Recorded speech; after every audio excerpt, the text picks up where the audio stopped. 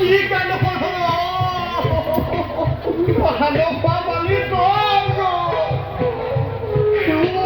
সেই অলপতে সেই সন্তুষ্ট হোৱা দেৱতা পূজা ভাগ কৰিয়ে এই চন্দ্ৰদেৱ বাহমতে আজি কাৰো বিকা কান্দি এতিয়ানো বলহে বাৰু সেই লাজ ভগৱান সকলোৰে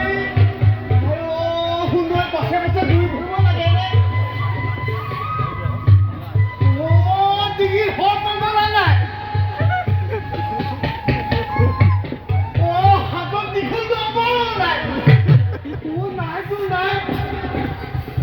কিবা ঘৰ চাউলো নাই তেনে দিগম্বৰ হৈ আহা পালেশ্বৰী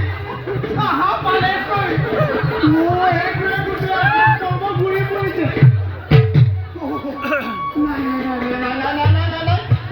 তেনে পূজা ভাগ কৰি মই উভতাই আনিব